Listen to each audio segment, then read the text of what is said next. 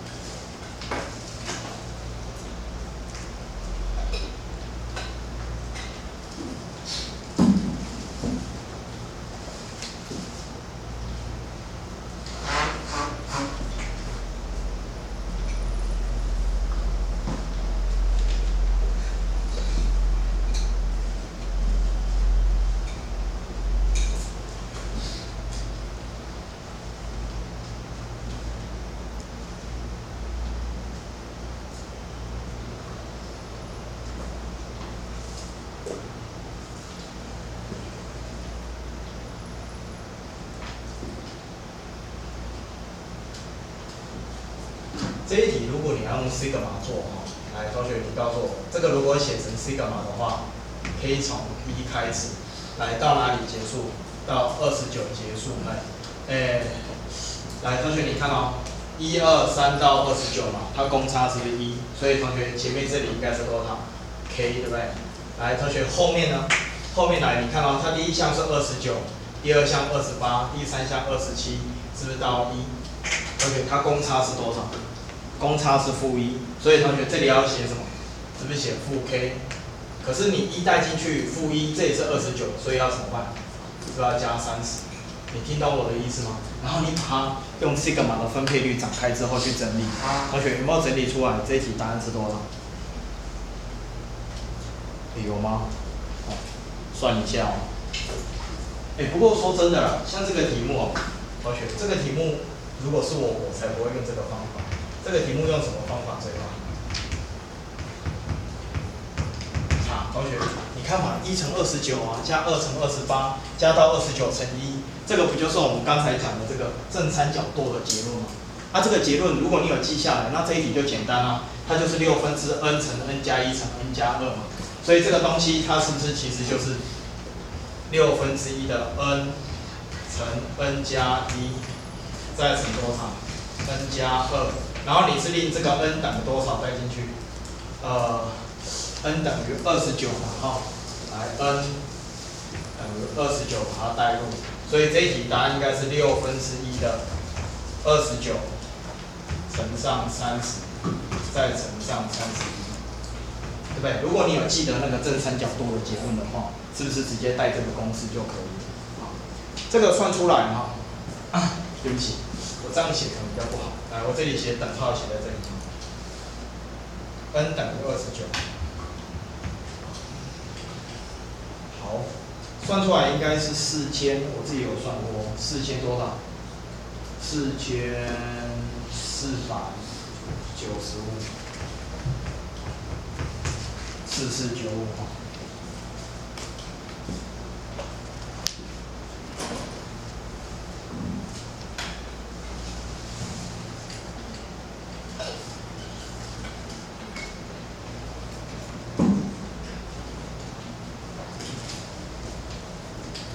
可以吗？可以吗？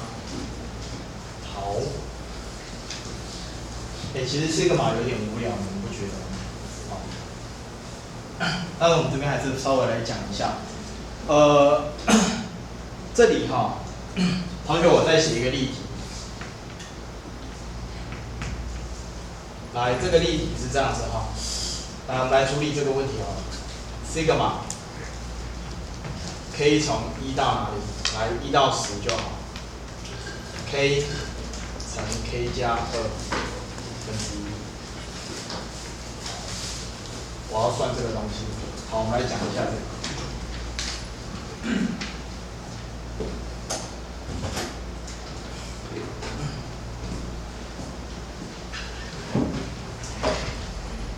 来，有没有同学可以告诉我？来看这边哦。同学，你的 k 如果出现在分母，这个有固定做法的，谁告诉我知道怎么做？通常 k 很少出现在分母嘛，大概都在分子。那 k 如果变数出现在分母，这个时候我们的策略是蛮固定的，要怎么办？讲话怎么办？来问左领怎么办？带进去哦，不是带进去啊，同学，我跟你说，你如果看到这个变数 k 在分母的话，我跟你讲，通常10之8九跟一个技巧一定有关系，叫做拆项怎么样对消。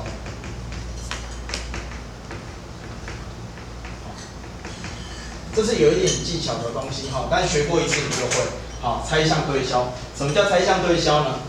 来，我们看一下原式。来，原式会变成这样，一样是 sigma， k 从哪里？1到10。好，拆项这里要拆成几项？拆成2项，你就把它写成多少 ？k 分之1减掉多少 ？k 加1，对不起 ，k 加2分之1。来，跟着我一起写哈。我跟你讲，你就把它拆成2项，用前面减掉后面。可是同学，前面减掉后面之后，你要做一件事情哦。你要去把它通分，通分之后来，同学你看它分母是不是 k 乘 k 加2？那这里是不是 k 加2减 k？ 可是同学 k 加2减 k 它分子变成2，可是人家分子是1，所以你要怎么办？要做调整。你在最前面还要再做一个什么动作？把它乘上多少？2分之1。你听懂我的意思吗？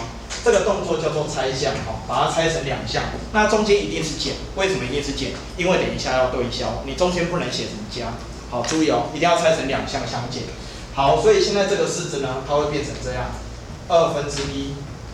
好，这个东西讲过一次就好。k 等于1带进去，你会得到来哪一项？1减掉3分之1，加上 k 等于2带进去，得到2分之1，减掉多少？4分之1。来 ，k 等于3带进去会得到3分之1，减掉多少？5分之1。好，我再多写几项哈。来 ，k 等于4带进去会得到4分之1，减掉多少？6分之1掉，然后加点点点，加到 k 等于来，这里是 n 减1。n 减1分之1减掉多少 ？n 加1分之1，不是 n， 对不起，它到哪里？它到10号，对不起，是 n， 所以应该是9带进去，所以是9分之1减掉11分之1。来，10带进去是多少？10分之1减掉12分之1。OK。括号，了解我的意思吗？好，那我想同学哈，你把这个东西写出来之后，你就开始去观察，它中间一定会有一些东西会开始对消。比如说，来，同学问你，这个负3分之1跟这个3分之1是不是就会消掉？你看一正一负就消掉，对不对？这个负的4分之1跟这个4分之1是不是就会消掉？你有看到吗？好，可是前面有2项消不掉，哪2项消不掉？这个1跟这个2分之1它是消不掉的。好，那同学你这边看一下哦，前面的后方跟后面的前方是不是会消掉？你注意它的规则，前面的后方跟后面的前方是不是会消掉？前面的后方跟后面的前方是不是会消掉？对不对？所以后面的前方跟前面的后方，这里这个9分之1在前面是不是会被减掉？后面的前方跟前面的什么后方是不是会减掉？所以你要注意哦，前面留下2项，后面因为它是对称的，所以后面也会留下2项。知道我在说什么吗？对不对？这应该不难。好，前面跟后面它会有个对消的动作，所以它最后出来的结果会变成这样：2分之1。好，括号这里是1加2分之1，然后再减掉11分之1，再减掉12分之1。这个算出来的结果我看一下，264分之175，来264分之175，好，来这个动作叫做拆项对消，可以哈。当你的变数 k 出现在分母的时候，同学你要知道这个策略，了解吗？是。你说怎么样？哦，因为你把它拆成2项嘛，中间是相减，等一下才能对消，对不对？可是你拆开之后，你通分之后是不是要跟原来的式子要长得一样？可是你看到、你把这两个通分 ，k 乘 k 加2，啊这边是不是 k 加2减 k？所以它分子的部分是不是变成2？如果你把它通分以后，分子是不是2？可是我原来这个式子，我上面这里是1啊，所以是不是要做系数的调整？所以这个要乘1/2才会变成它。好，那个1/2是你自己要去做调整的部分。好，这叫拆项对象。好，那我看这本书这里哈，它讲到 sigma 第66页这边哈，它有讲到拆项对消。这里我看每一题你大家都可以做的。然后 sigma 还有什么可以讲？我看一下哦，好像也差不多没什么。我再问一个问题。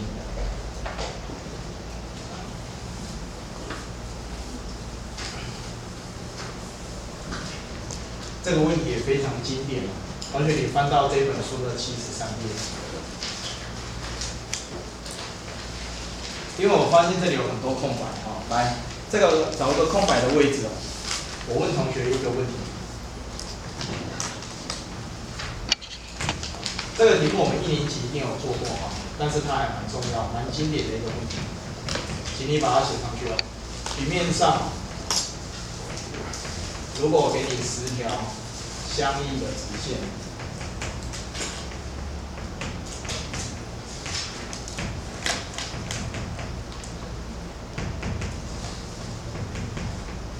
10条相异的直线，来分割这个平面。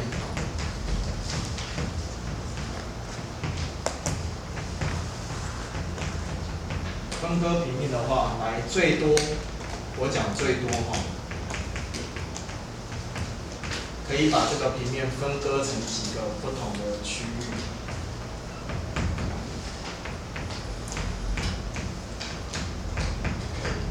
我翻了一下这本书哦，它没有这种类似的题目，但是这个题目对于我们同学来讲哈，应该是个蛮基本而且重要的题目。我给同学大概给1分钟可以，或2分钟，你算这一题答案给10条相异的直线。好，平面上有10条相异的直线，然后可以把这个平面分割成几个，最多分割成几个不同的区域。好，我要这个答案。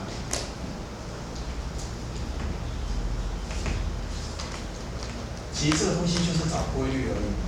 好，先看1条直线可以分割成几个区域，2条线最多分割成几个，然后开始去找它的那个递回的关系一找出来大概就结束了。好，就看答案。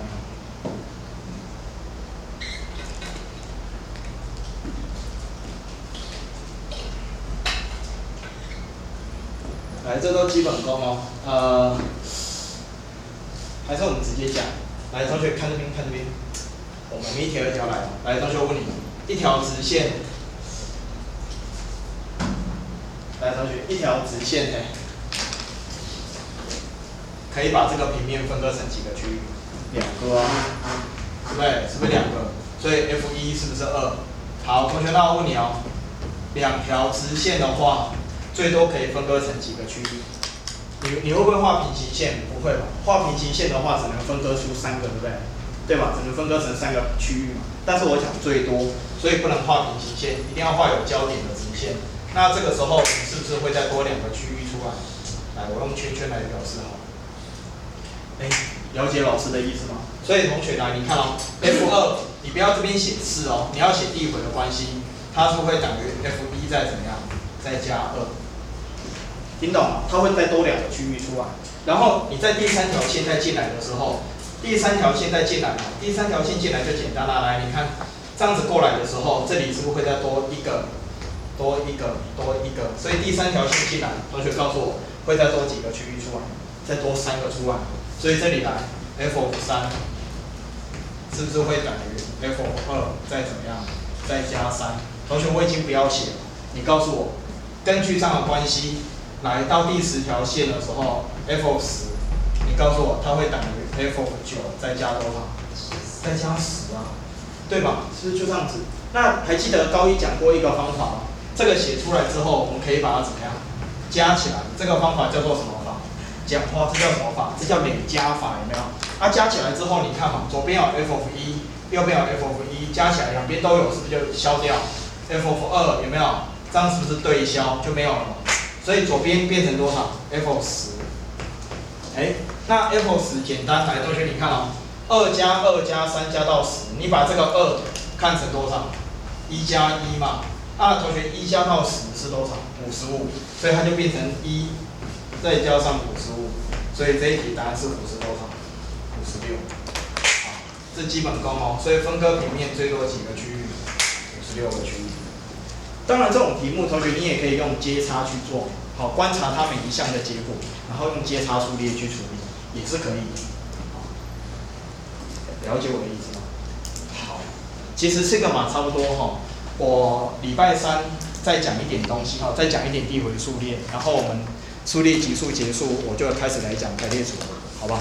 好，排列组合这边应该就快得多哈。那你现在进度大概要到数列级数哈，就是这本书，你数列级数应该差不多快写完了哈。很好，这样可以。